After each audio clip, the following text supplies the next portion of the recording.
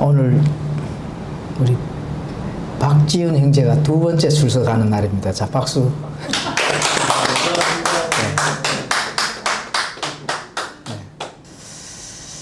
네, 젊은 친구들이 또 앞으로도 또 많이 더해져 가지고 우리가 진리를 탐구하는 그런 교회로, 그죠? 바른 복음이 바르게 선포될 수 있는 그런 교회로 우리가 우뚝 서야 됩니다. 사실은 이 성경을 탐구하는 거에 가장 첫 번째 요점이 하나님의 말씀을 잘 나누어서 해석을 해야 되거든요. 해석하는 데의 첫 번째 이 조건이 문자적 해석입니다. 영적으로 해석하면 큰일 납니다. 문자적 해석은 성경이 나오는 그 글자 그대로 받아들이는 게 문자적 해석입니다. 그 성경에 나타나는 그 문맥이 그 안에 어떤 뜻이 있을까, 이거를 해석을 하면 절대로 안 됩니다. 그건 해석이 아닙니다. 그리고 문자적으로 해석을 했다면은 그 다음에 뭐를 해야 될까요? 적용을 해야 되잖아요.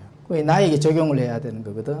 그러면 나에게 적용을 해야 되는 거는 어떤 적용이 필요할까요? 그럴 때는 영적 적용이 필요한 겁니다. 그게 양식이에요, 양식. 이게 내게 적용하려고 하면은. 그러면은 적용을 문자적으로 적용하게 되면은 안 맞는 게 너무 많잖아요.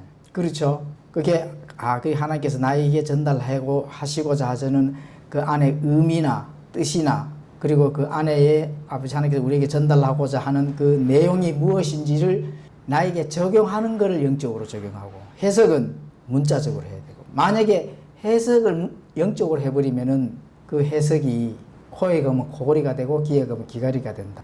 이렇게 하나님의 진리들을 잘 발견해서 선포를 잘하는 교회로, 그게 이제 젊은 우리 지체들이 해야 할 일입니다, 사실은. 그런 이제 많은 그런 젊은 형제들이 와서 열심히 공부하고 탐구하는 그런 교회로 해서 지역사회에 하나님의 뜻이 잘 전달될 수 있도록 그렇게 해야 됩니다. 자, 어저께 8월 15일은 전투를 잘 하고 왔습니다. 전투를 할 게 있습니까? 그 자리에 앉아가 뜨거운 햇빛만 폭탄 맞고 왔습니다. 비도 오고 이렇게 했는데, 어찌됐든 그 한 자리를 메움으로 해서 이 세상 주인 되는 마귀가 겁을 낼 거 아닙니까? 맞죠?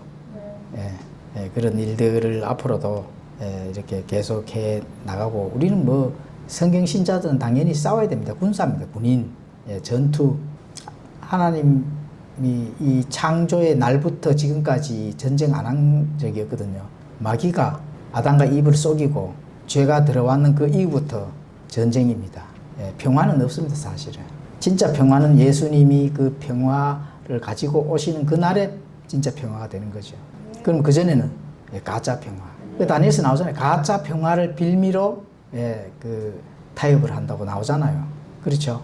그래서 평화는 없습니다. 이 땅에서. 화평도 없습니다.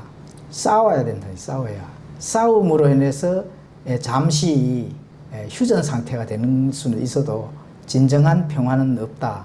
천주교처럼 평화방송 세우고 평화 전부 다 좌파 마귀들의 이론이다. 이렇게 보시면 되는 거예요. 맞죠?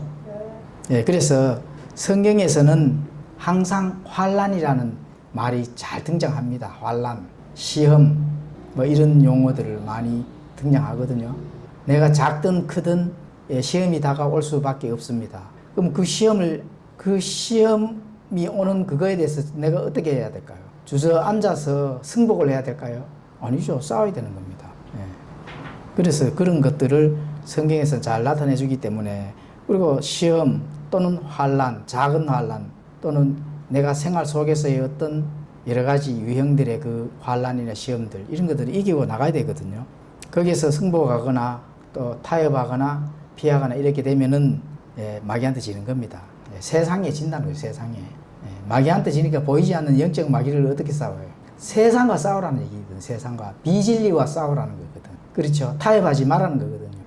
꿋꿋하게 나가야 되거든요. 꿋꿋 김문수처럼 여부터 저부터 하면 안 됩니다. 꿋꿋이 그런 데 쓰는 게 아니거든요.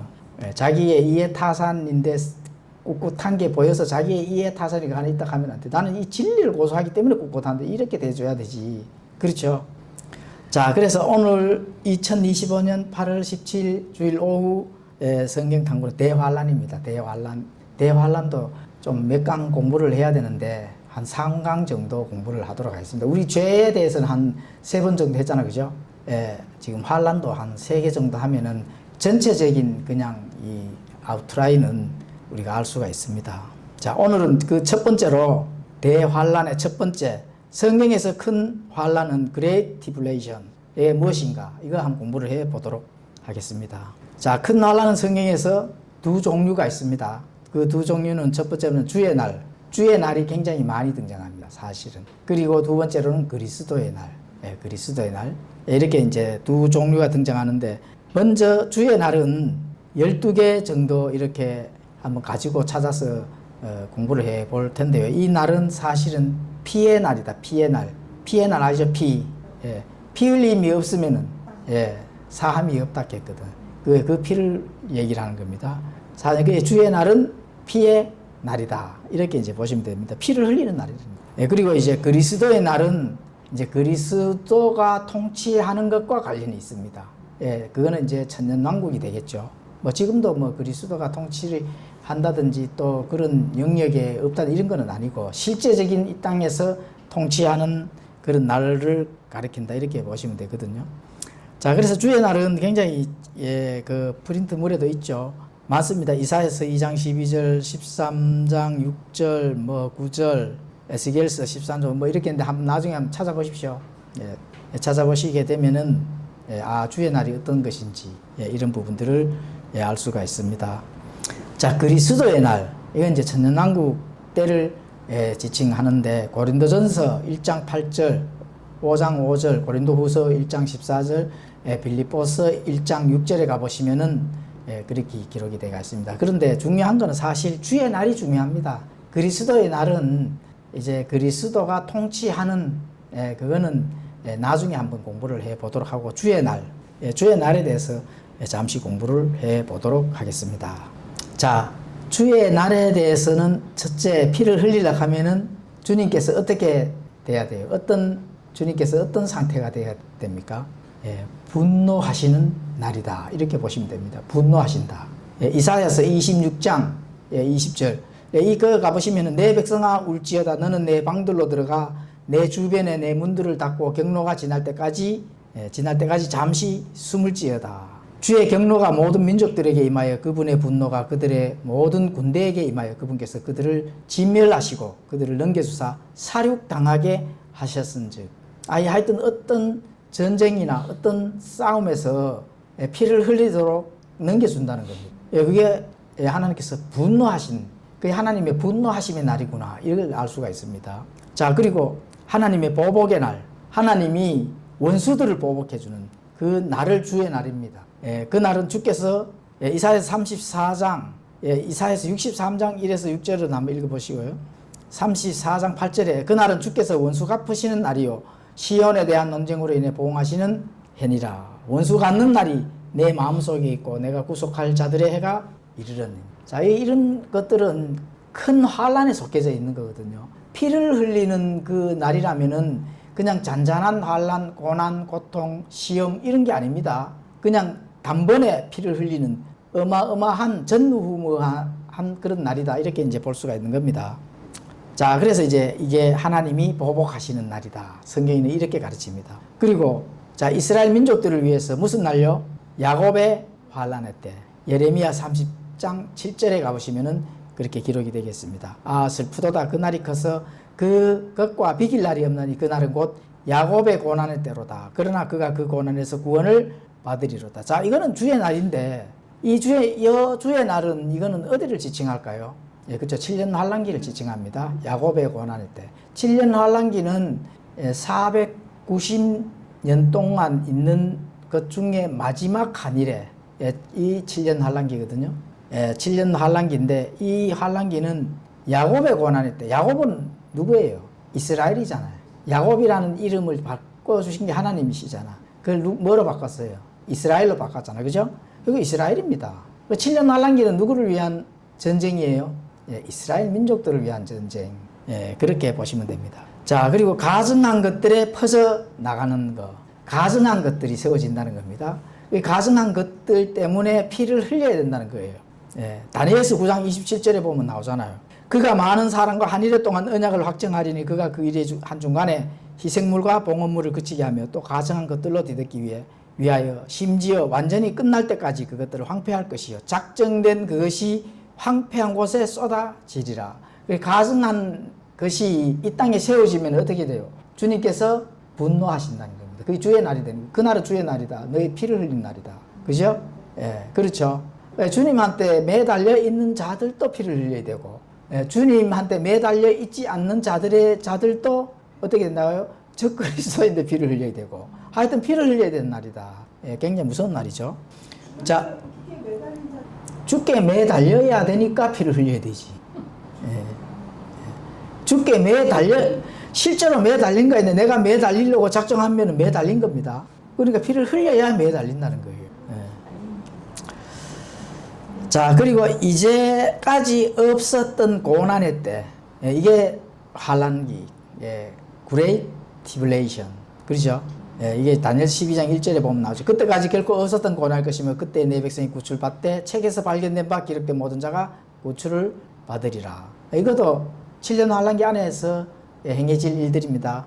그러니까 다니엘서 스가랴서 이런 거 등장하는 내용은 대부분 그쪽으로 연결을 하면 됩니다. 7년 환란기, 전무후무한 환란기. 자, 그리고 또 Great Tribulation은 70일에 7일에가 등장하죠. 다니엘에. 이게 총 490년이 됩니다. 자, 62일에는 483년이 되는 거죠. 483년에 마지막 한 일에, 그러니까 한 일에는 7년입니다. 7년을 더하면 490년이 되죠. 그렇게 됩니다. 다니엘서 9장 24절에서 이제 27절에 가보시면 나오는데, 이게 특별히 27절에 주께서 내 백성과 내 거룩한 도시에 71회를 정하셨나니, 71회를 정하셨는 71회가 사실은 그 전체적으로 어떻게 된다고요? 주의 날이 되는 겁니다. 그리고 마지막 때 다니엘서 12장 9절에 그가 이르되 다니엘아 내 길로 가라 주께서 끝이 임하는 그때까지 그 말씀을 닫아두고 봉인하셨느니라. 그 마지막 때가 되면 당연히 주의 날이 되겠죠. 왜냐하면 주의 날이라 하는 것은 주님께서 심판의 칼날을 휘두르는 날이거든. 마지막 때는 당연히 하나님께서 심판을 하시니까 주의 날이 되는 겁니다. 그리고 또 성경 기록에는 그분의 진노의 큰 날이라고도 표현을 합니다. 계시록 6장 17절에 그분의 진노의 큰 날이 이르렀으면 누가 능히 서리요. 그렇죠. 진노의 큰 날이 있으면은 거기에 설 자가 있어요, 없어요? 당연히 없죠.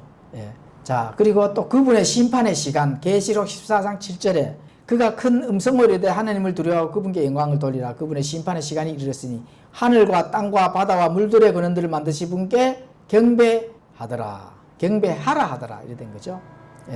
자, 계시록 14장 7절쯤 가면은 7년 환란기 마지막 때쯤 되는 타임라인입니다. 그럴 때 어떻게 해요? 모두들.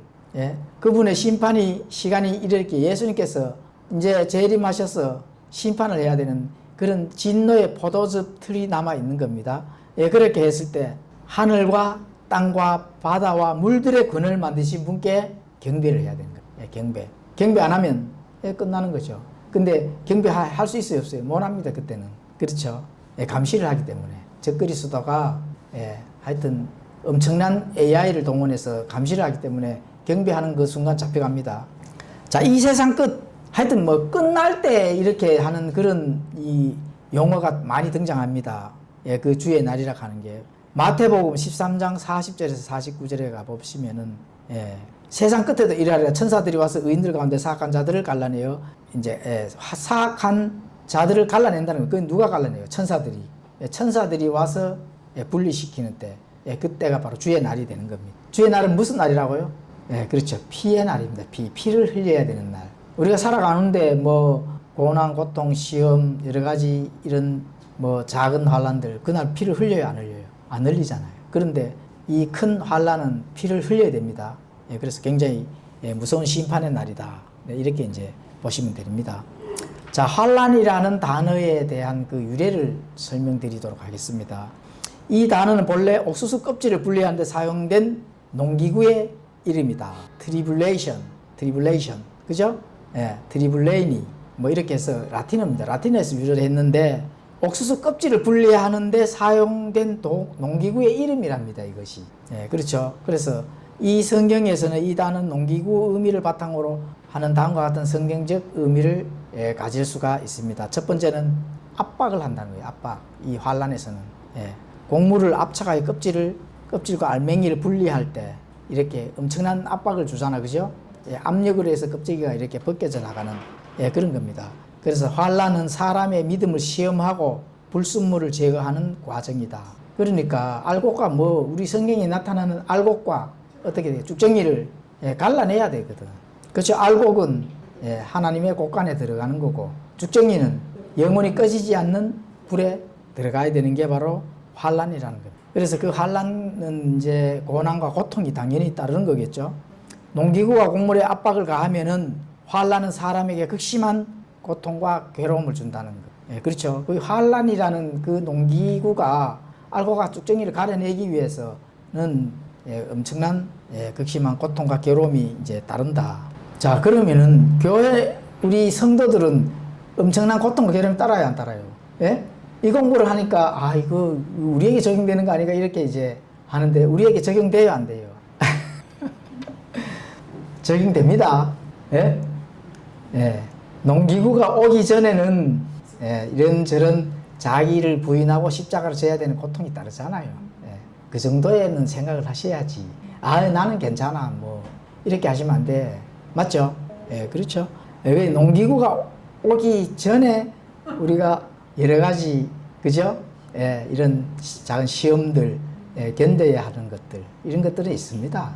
예수님께서 말씀하시잖아요. 자기를 부인하고 자기 십자가를 지지 아니하고 나를 따르려는 자들은 내 제자가 될 수 없다고 하잖아요. 맞죠? 그 정도의 이제 믿음이나 시험 이런 거 따른다는 겁니다. 지금 이거는 이제 대환란 때의 상황을 묘사를 하기 때문에 우리하고는 물론 관련이 없습니다.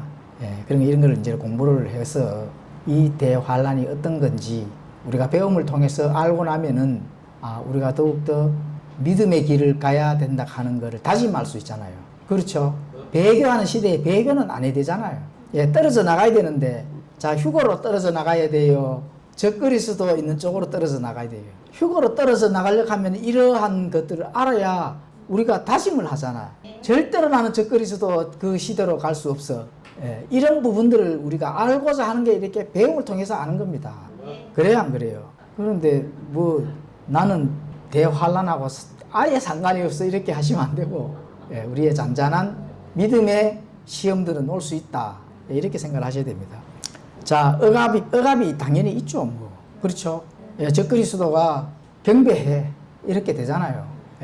또 육육표, 징징표 받아. 이렇게 되잖아요. 사실은 지금도 유혹은 많이 오거든요. 지금도 유혹이 많이 오잖아요. 그렇죠. 지금도 배교하는 자들이 얼마나 많습니까? 킹 제임스에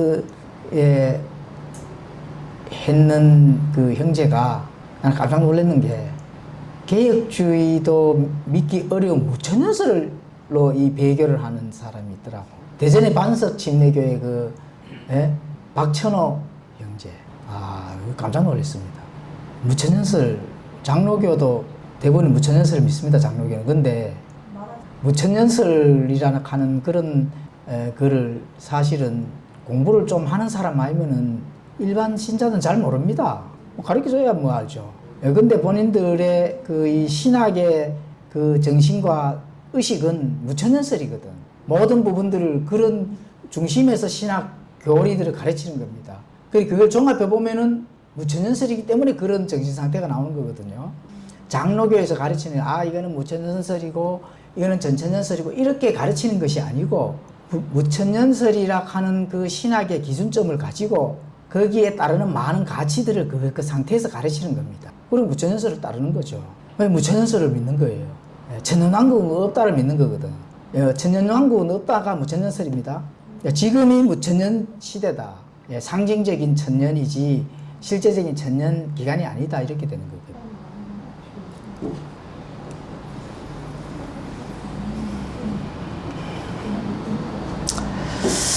따라서 성경에서 환란은 단순한 어려움이 아닙니다. 열매를 알곡과 쭉정이를 갈라서 알곡 즉 신앙을 가진 이들에게는 닥치는 시련을 통해 그들의 믿음을 정죄하고 완성시키고 쭉정이는 불에 태워 없애는 특별한 시험을 의미를 한다는 겁니다. 그게 이제 환란이라는 거죠. 큰 환란, 대환란. 그래서 여러 가지 재앙의 이름 중 마지막에 환란이라는 용어를 선택한 이유도 이러한 어원적 신학적 의미가 이 시기의 본질을 정확하게 성경은 표현해 준다 하는 거. 이거 꼭 기억을 하시면 좋겠습니다. 자, 이 시기의 심각성과 특징을 설명드리겠습니다. 자, 이 심각한 것들, 특징은 뭐냐면은 믿을 수 없을 만큼 피비린내 나는 전쟁이 있는 겁니다. 마태복음 24장 6에서 7절, 요한계시록 6장 2절에서 4절, 14장 20절 이런 데 가보시면은 기록이 되어 있는데 요한계시록 6장 2절을 한번 읽어보도록 하겠습니다. 다른 붉은 말이 나오더라. 그 위에 탄 자가 땅에서 화평을 제거하는 권능을 받았으니 이것은 그들이 서로 죽이게 하려 함이라. 또 그가 큰 칼을 받았더라. 그렇죠. 피비린내 나는, 그러니까 이제 그 붉은 말, 불딱 하면은 피거든요. 엄청난 전쟁 또는 사람의 죽임이 당하는 그 때가 바로 큰 환란의 때라는 거. 그렇죠. 자, 그리고 요 시기 시점은 인간이 더 이상 인간다움을 잃어버리는 타락이 있는 겁니다. 누가복음 17장 27절에서 28절에 가보시면 그렇게 기록이 되어 있습니다. 노아가 방주로 들어간 날까지 그들이 먹고 마시고 장가가고 시집가더니 홍수가 나서 그들을 다 멸하였느니라. 마찬가지로 롯의 날들에도 그와 같았으니 그들이 먹고 마시고 사고 팔고 신고 건축하였으되. 그러니까 이러한 것들은 그냥 사람이 사는 것에 필요한 것이 아닌가 이렇게 생각할 수도 있는데, 이거에 대한 사람의 욕심이 타락의 지경까지 도저히 인간으로서의 그 양심이 없는 그런 시점까지 간 겁니다, 바로. 그리고 이제 극도의 물질주의, 물질 만능 시대를 지나서 완전히 물질이 유물론 사정이 그냥 꽉 찬 그런 때가 바로 대환란 때입니다. 누가복음 17장 28절에 가보시면은 기록이 되어 있고, 또 요한계시록 18장 12절에 14절, 요한계시록을 한번 읽도록 해보겠습니다. 그 상품은 금과 은과 보석과 진주여 고운 아마포와 자수색 옷감과 비단과 주홍색 옷감이여 모든 향목과 온갖 종류의 상아 그릇이요 매우 값진 나무와 녹과 새와 대리석으로 만든 온갖 그릇이, 뭐 이런 말들은 그만큼 물질주의라는 그런 시대의 시점이 거의 사람을 안 보는 시대거든요. 그런 시대가 이제 다가온다는 겁니다. 자, 네 번째는 거짓 메시아와 선동자들의 등장하게 되어 있습니다. 거짓 메시아, 선동자들. 뭐 이런 거는 지금도 그렇죠. 이거는 뭐 대환란 안에 들어서 있는 것은 그때는 지하 이 지옥에서 영적인 존재들이 이 세상에 나와서 활동하는 시대이기 때문에 당연히 뭐 거짓 메시아는 뭐 당연한 거고, 전부 다 거짓들 아닙니까, 그죠? 근데 지금도 거짓 메시아, 내가 그리스도라 이런 자들이 너무 많다는 겁니다. 많은 사람이 내 이름으로 와서 내가 그리스도라 하며 많은 사람을 속인다는 겁니다. 속이는 거 그게 넘어가면 당연히 안 되겠죠. 자, 믿는 자들을 향한 끔찍한 박해가 있습니다. 계시록 16장 6절, 그들이 성도들과 대언자들의 피를 흘렸으므로 주께서 그들에게 피를 주어 마시게 하셨사오니 그들이 그들에게 마땅하나이다. 그렇죠. 당연하게 뭐 오늘날도 정치적으로 이 교회가 조금씩 핍박을 받잖아요. 코로나 이전에는 모이지도 못했잖아. 그렇죠. 사람들이 동굴에 숨습니다. 대환란 때는. 숨지 않으면 어떻게 돼요? 끌려가서 짐승길 받아야 되죠. 그리고 동굴에 숨는 자들이 생기는 겁니다. 이사야서 2장 19절에서 21절에 보면은 또 주께서 일어나사 무섭게 땅을 흔드실 때 그분의 두려움과 그분의 위엄의 영광으로 인하여 그들이 바위 굴과 땅굴 속으로 들어가리라. 그날에는 사람들이 각각 자기를 위해 경배하려고 만든 자기의 우상들과 자기의 금 우상들을 두더지와 박쥐들에게 던질 것이요. 자기들의 은 우상, 금 우상 왜 두더지와 박쥐들에 던질까요? 그렇죠. 땅 속으로 숨어서 들어갔는데 그 앞전에 그나마 깨우치고 숨어 들어갔는데 그 앞전에 우상 숭배했는 금과 은 우상들을 어떻게 돼요? 가짜고 거지고 사기당했다 하는 걸 이제 깨우치니까 어떻게 다 이제 던져버리는 겁니다. 그렇죠. 그렇게 되는 겁니다. 자, 일곱 번째, 사람들을 사로잡는 죽음의 고통, 슬픔, 여성이 해산한 고통과 유사하다. 이 대환란은 지금 그런 겁니다. 그렇죠? 예. 이사야서 13장 8절에 보면은 또 그렇게 기록이 되게 있습니다. 그리고 8번째, 전 세계적으로 끔찍한 기근이 오게 되어 있습니다. 지금도 서서히 이제 기근이 옵니다. 그래도 지금은 그래도 농사를 짓고 아직까지 쌀 이런 것들을 싸게 살 수가 있죠. 뭐 아프리카나 이런 걸 제외해 놓고는 전 세계적으로 지금 뭐 식량이 부족하지는 않잖아요. 그런데 계시록 6장 5절 6절에 가보시면 그분께서 셋째 봉인을 여신 뒤에 내가 들으니 셋째 짐승이 이르되 와서 보라 하더라. 이에 내가 보니 검은 말이다. 검은 말은 기근입니다. 기근을 뜻하죠. 그들 그 짐승 가운데 한 음성이 1데나리온에 밀한대요. 1데나리온에 보리 석대로다. 그러니까 하루 품삯 다 사면은 밀 한 대 정도 살 수 있는 그런 돈 가치밖에 안 된다는 겁니다. 그 정도로 기근이 지금 드는 때가 바로 전 세계적으로 앞으로 대환란 때 온다는 거죠. 10번째, 참혹한 지진이 옵니다. 지금 지진은 지진도 아닙니다, 사실은. 계시록 6장 12절에 가보시면은 6째 봉인을 딱 열 때 생기는 그 지진은 엄청난 지진입니다. 해는 머리털로 짠 상복같이 검게 되고 달은 피같이 되며, 그러니까 해가 밝게 빛이 나야 되는데 뭐 어떻게 돼요? 검은 상복같이 검게 되고 머리털로 짠 상복같이 검게 되고 달은 피같이 된다 하는. 야, 그거 무섭죠? 달을 밤에 봤는데 달이 피처럼 막 벌겋게 막 이렇게 되면은 그 공포 이루 말할 수가 없는 거죠. 또 두려운 하늘의 표적과 소란이 오게 돼 있습니다. 해와 달과 별들의 표적들, 또 민족들의 고난, 또 혼란, 바다와 파도가 울부짖고, 이런 것들을 신천지에서는 상징으로 생각하는데 이거 상징으로 얘기하면 큰일 납니다. 바다와 파도가 울부짖으면은 정말로 바다와 파도가 어떻게 돼요? 울부짖는 겁니다. 그렇죠? 일본에 쓰나미 몰려오는 거 영상 한번 보셨어요? 바다가 시커멓게 돼가지고 그렇게 푸르고 잔잔하게 흐를 때 아름답게 보였잖아, 그죠? 바다지만은. 그런데 분노에 싼 그 쓰나미가 몰려올 때는 색깔이 어떻던가 하며 시커멓잖아요. 그렇죠. 그렇게 된다는 겁니다. 그건 너무 무섭죠.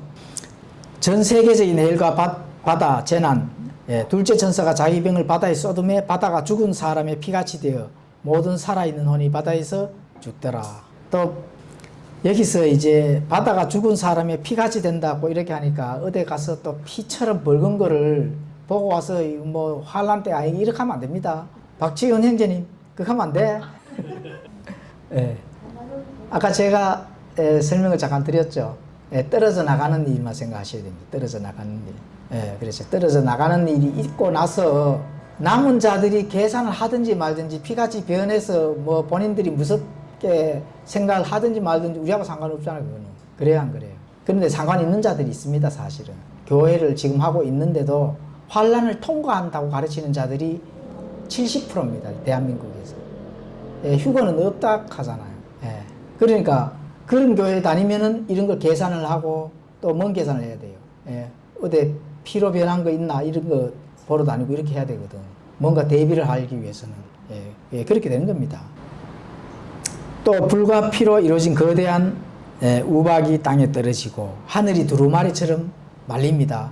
계시록 6장 14절에 하늘은 두루마리가 함께 말린 같이 말려 떠나가며 모든 산과 섬도 그들의 자리에서 옮겨지며, 이런 것들을 비유로 상징으로 또는 어떤 비유로 자꾸 해석을 하는데 이거 그렇게 하면 안 됩니다. 이거 문자 그대로 지금 있는 거 100% 문자 그대로 해석을 해야 됩니다.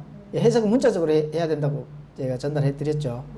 그리고 적용은 우리가 어떻게 하나님의 말씀을 준비하면서 이거를 우리에게 그 진리로 또는 또 배움을 위한 소망으로 가져야 될지를 가볍게 경건하게 영적으로 적용을 해야 된다. 그렇게 이제 돼야만이 하나님의 말씀이 그대로 있는 그대로 전달되는 겁니다. 그러니까 하늘이 두루마리처럼 말리고 또 모든 산과 섬도 그들의 자리에서 옮겨진다고 하니까 아니 산이 왜 옮겨질까? 하늘이 뭐 두루마리처럼 왜 감겨질까? 이거를 문자대로 안 보면은 비유 해석을 당연히 하겠죠. 진짜로 하늘이 두루마리처럼 이렇게 감겨져서 사라집니다. 옛것은 사라진다 했거든. 그리고 천년왕국 때가 되면 모든 지형이 사실은 바뀌어집니다. 이스라엘이 이스라엘 그 예루살렘 그 팔레스타인 땅을 중심으로 해서 다시 이렇게 붙어집니다. 붙어지고 모든 지형이 모든 각 나라가 이스라엘을 쳐다보도록 이렇게 지형이 바뀝니다. 실제로 지형이 바뀌어요. 그래서 지금 이런 말씀이 있는 거거든. 예. 자, 15번째 불과 피로 이루어진 거대한 우박이 땅에 이제 떨어집니다. 첫째 천사가 나팔을 불면 피 섞인 우박과 불이 나와서 땅 위에 쏟아진 나무의 3분의 1이 타고 모든 푸른 풀들이 타더라. 예. 공중에서 막 그냥 우박, 피 섞인 우박, 또 불이 그냥 떨어지는 거예요. 진짜로 떨어진다고 이렇게 보셔야 되거든. 예, 이런 것들 신천지들은 전부 다 비유로 해서 자기들의 입맛에 맞게 이렇게 이 비유 해석을 적용을 한단 말입니다. 예, 그러면 절대로 안 되죠. 자, 하늘의 별들이 땅에 이제 떨어진다. 하늘의 별들이. 자, 지금이 마지막 때다 하고 뭐 첫째 봉인이 떨어졌네, 둘째 봉인이 떨어졌네 이렇게 하는 자들이 있습니다. 예, 그런 자들이 그러면은 하늘의 별들이 땅에 떨어졌어요? 아니잖아요. 그러니까 이 사람들이 아닌 거를 맞으려고 하니까 비유 해석을 하는 겁니다. 실제로 별들이 땅에 떨어집니다. 예, 그렇게 이제 아셔야 됩니다. 예, 그렇죠. 그리고 이제 짙은 어둠과 극심한 침체가 또 온다 하는 거. 요엘 2장 2절. 역사상 비교할 수 없는 시대가 온다 하는 거. 예레미야 30장 7절. 다니엘 12장 2절. 이런 데 가서 나중에 한번 꼭 찾아서 읽으시면 좋습니다. 그리고 22번째는 하나님의 말씀 자체가 기근에 시달리는 시대가 올 것입니다. 사실은 지금도 하나님의 말씀의 기근입니다. 그런데 홍수가 나면은 정작 마실 물이 없다 하잖아. 그죠? 지금 미디어를 열면은 설교 말씀이 이거는 뭐 엄청납니다. 설교 말씀뿐만 아니고 거기에 관련된 신학적인 것들, 많은 것들이 넘쳐나는데 실제로 내가 거기서 양식으로 먹을 양식이 있어요, 없어요? 당연히 없죠. 예, 그런 시대가 지금도 있는 거죠. 아모스 8장 11절에서 12절에 가보시면은 주 하나님이 말하노라 보라 날들이 이르리니 내가 그 땅에 기근을 보내리라. 그것은 빵으로 인한 기근도 아니요 물로 인한 갈증도 아니며 오직 주의 말씀들을 듣는 것에 대한 기갈이라. 그들이 바다에서 바다까지 북쪽에서 동쪽까지 떠돌아다니며 주의 말씀을 구하려고 이리저리 다름질하여 또 그것을 얻지 못하리니. 그렇죠. 날들이 이르는 겁니다. 그런데 우리 성경 신자들이 여기서 모인 거는 두루두루 많이 찾아다니셨잖아요. 찾아다니니까 하나님께서는 도와주셔서 참된 복음을 만날 수 있도록 해주잖아요. 근데 지금 여기는 뭐라고 했어요? 그것을 얻지 못하리라. 다녀가 얻으면 되는데 못 얻는다는 겁니다. 지금은 아직까지도 하나님께서 기회를 주셔서 부지런히 찾고 두드리면은 열어주시고 참된 복음을 만나게 해주신다는 겁니다. 그렇죠? 예, 그럼요. 감사가 넘쳐나야 되죠. 예, 감사가 진짜 넘쳐나야 돼. 나는 사실 늘 감사하죠. 왜냐하면 좋은 것들을 탐구하고 이렇게 해주시는 것만 해도 또 우리 성도님들을 또 이렇게 좋게 만날 수 있도록 해주시고, 그죠? 예, 예. 휴거할 때 같이 휴거가 돼야지 남은 자가 있으면 안 됩니다. 예. 사실 저도 뭐 이 휴거 계산은 잘 안 하는데 때가 가차오니까 한번 해보자. 역사적인 거는 계산할 수 있습니다. 역사적인 거. 우리 지구가 6,000년이잖아요. 하나님은 뭐 이렇게 8자까지 안 가거든. 7자까지만. 그럼 6,000년이면 남은 건 뭐예요? 예, 1,000년. 예, 하루만 남았잖아, 사실. 하루가 1,000년이라 하잖아, 그죠? 뭐 하루가 남았거든. 그 사이에 우리가 있거든, 사실은. 근데 6,000년이 이미 지나갔어. 앞으로 1,000년 남고 1,000년이야. 요 사이에 우리가 살고 있거든요. 여기 지금 압축이 돼가 요렇게 돼가 있거든. 요 사이 거리는 짧아요, 사실은. 요거는 내가 계산을 하고 있지. 예. 예, 그러니까 먹고 마시고 사고 팔고 이런 물질적인 욕망에 젖어 있다면은 끝나는 겁니다, 사실. 물질적인 욕망에 젖어 있고 헛된 시간 보내고, 예? 이런 시간을 허비를 한다면은, 예, 시간은 누구 깨닫겠습니까? 이 타임은 내게 아닙니다. 내가 주인이라고 가질 수 있는 건 하나도 없습니다, 사실은. 예. 내가 주인이라고 가질 수 있도록 생각을 한다면은 저 화성에 가시면 돼. 화성에 가서 내 것을 개발해내시면 돼.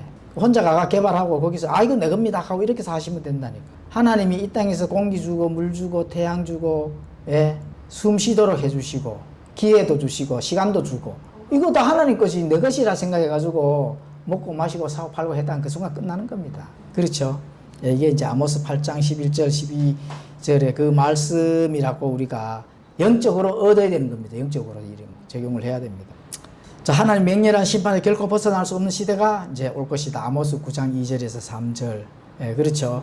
뭐 24번에 뭐 또 전 세계적인 마약 남용 계시록 9장 21절. 이게 지금도 마약 지금 심각하죠. 여러분들 미국 영상이나 뭐 캐나다 심각합니다.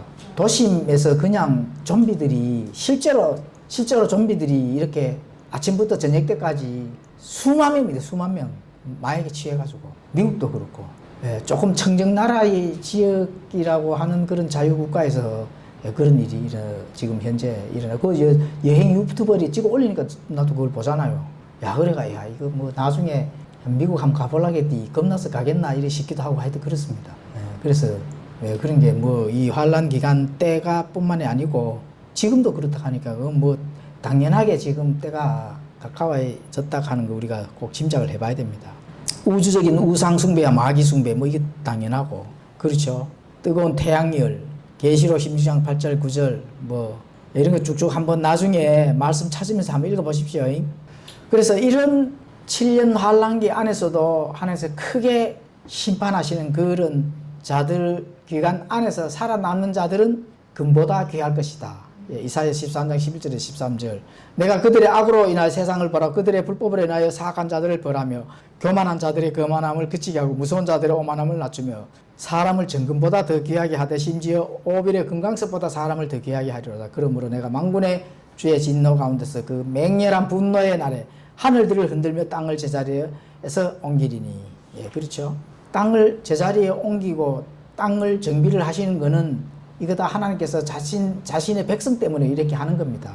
천년왕국에는 사람이 천년 동안 살 수 있는, 물론 천년 동안 살고 계속 죽지 않고 그 이후에 새하늘과 새 땅으로 다 들어갑니다.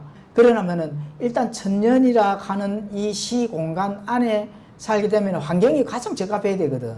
과거의 에덴의 동산처럼 800년, 900년 사는 그 시기로 돌아가는 거예요. 그래 되면은 그렇게 환경과 여건과 조건을 맞추신다는 거거든요. 땅을 정비를 하시고 공기를 정화하시고 태양과 이런 많은 부분들을 우주적인 그런 부분들을 바르게 정립하셔서 사람들을 그렇게 오랫동안 살면서 낙원에서 살 수 있도록 에덴의 동산에서 살 수 있도록 회복해 주신다는 겁니다. 환경을 회복해 주시는 거기 때문에 그런 거거든. 이걸 자신의 백성들 때문에 그렇게 해 주시는 겁니다. 사람들의 피는 티끌처럼 쏟아져 그들의 살은 걸음처럼 될 것이다. 스바냐 1장 17절에 가보시면 그렇게 기록이 되어 있고 죽은 자들은 매장되지 않고 산들은 피로 뒤덮일 것이다. 이사야서 34장 3절 66장 24절 여기에 가면 그들이 나가서 내게 범법한 사람들의 시체들을 버리니 그들의 벌레는 죽지 아니하고 그들의 불은 꺼지지 아니할 것이요 그들이 모든 육체에서 가증함이 되리라.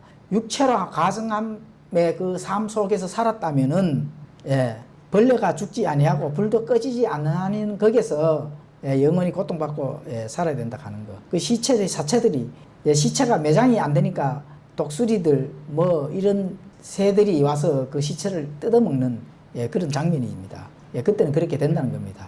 지구는 궤도에서 이탈할 것이다. 이사야 13장 13절에 그러므로 내 만군의 주의 진노 가운데서 그의 맹렬한 분노의 날에 하늘들을 흔들며 땅을 제자리로 옮길 것이다. 이 지구가 제자리 자리 잡히겠죠, 당연히. 그렇죠. 또 지구는 뒤집힐 것이다. 이사야서 24장 1절에서 1절과 19절 보라 주께서 땅을 텅 비게 하시며 피폐하게 하시고 뒤집어 엎으시며 땅의 거주민들 널리 흩어지리니 땅이 철저히 무너져 내리며 땅이 깨끗이 해체되고 땅이 크게 흔들렸도다. 심판과 회복의 그 오버랩 기간이기 때문에 엄청난 거죠. 그렇죠. 제가 항상 말씀드리는 거는 영적 세계의 일들이 지금 이 시공간 안에 육체적인 이 3차원 세계에서 우리의 육신으로 본다는 겁니다. 그런 것이 바로 대환란, 큰 환란, Great Tribulation. 그렇죠.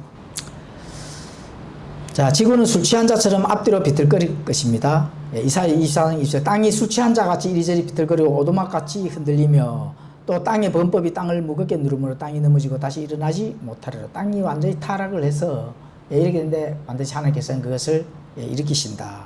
자, 일본의 역사상 가장 무서운 육체적 재앙이 또 일어나죠. 스가랴서 14장 12절 주께서 예루살렘과 쌓은 모든 백성들을 칠 때에 내리실 재앙이 이러하니 곧 그들이 발로 설 때에 그들의 살이 소멸되고 그들의 눈이 그들의 눈구멍 속으로 소멸되며 그들의 혀가 그들의 입속에서 소멸될 것이다. 육체적인 실제로 이게 육신이 그렇게 이제 그 원자폭탄 일제시대 때 투하가 됐잖아요. 살이 그냥 녹아내립니다. 그 열에 의해서. 그런 게 원자폭탄이 아니라도 어떻게 녹아내려요. 예수님께서 이 땅에 발을 디디면 예수님의 입에서 나오는 그 말씀 한마디에 사람들의 눈, 살 이런 게 녹아내린다 하는 거. 그거 실제로 녹아내립니다. 이거 자꾸 비유로 해석하면 큰일 나죠. 실제로 그냥 영화 같은 거 이래 한번 보셨죠?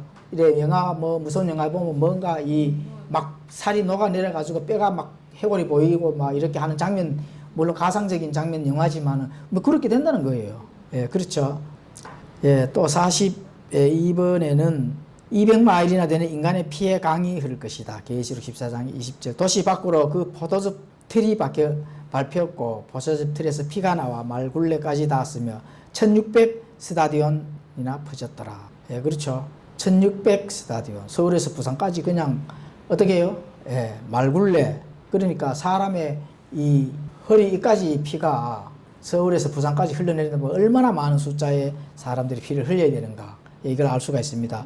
43번 청소부 새들이 온 군대의 썩은 살을 먹을 것이다. 이건 이제 말씀과 시체가 있으면 마태복음 2장 28절에 보면 그렇게 기록이 되어 있죠. 또 어디든지 시체가 있으면 거기로 독수리들이 함께 모여 들리라. 이게 대환란입니다. 그냥 뭐 여기서 이렇게 공부를 하니까 감이 안 잡히죠. 그래서 모든 자들은 이런 환란기에 들어가야 되죠. 들어가면 안 되죠. 그렇죠. 그러면 우리는 이제 하나님의 말씀과 진리로 믿고 예수님과 함께 공중에서 휴거되는 그런 소망을 꼭 가져야 됩니다. 그렇죠. 그리고 이제 그래서 하나님과 은혜에 항상 감사하는 그런 신앙생활을 사실은 하셔야 됩니다. 다음 주에는 환란 2강 환란이 주는 이유와 목적이 있습니다. 왜 환란을 줄 것인가? 우리에게는 왜 환란을 주고 또 7년 환란기는 왜 있는가? 이런 거 간단하게 살펴보도록 하겠습니다. 자, 기도하고 마치겠습니다. 하나님 아버지, 오후에 이렇게 또 환란에 대해서 공부를 했습니다. 이 가운데 우리를 배움을 통해서 우리가 해야 할 목적, 또 아버지 하나님 믿고 이제 이런 이 땅에서 심판의 피를 흘리는 그 환란을 피해서 주님과 함께 은혜 가운데 우리가 공중에서 주님을 뵙는 그런 소망을 가졌사오니 아버지 하나님 우리를 건져주시고 또 믿음으로 굳건하게 아버지 하나님의 그 뜻을 구하고 또 우리가 그 위치에 서서 굳건하게 신앙의 여정을 잘 갈 수 있도록 도와주시옵소서. 그래서 승리의 깃발 아버지 하나님 앞에 반드시 세우는 저희들이 될 수 있도록 인도해 주시고 도와주시옵소서. 한 주간 아버지 하나님 말씀대로 우리가 분리되어 거룩한 삶을 살아가고 또 합당하게 걸어가며 살아갈 수 있는 저희들이 될 수 있도록 도와주시옵소서. 감사드리며 우리를 죄에서 건져주신 예수 그리스도의 이름으로 기도드리옵나이다.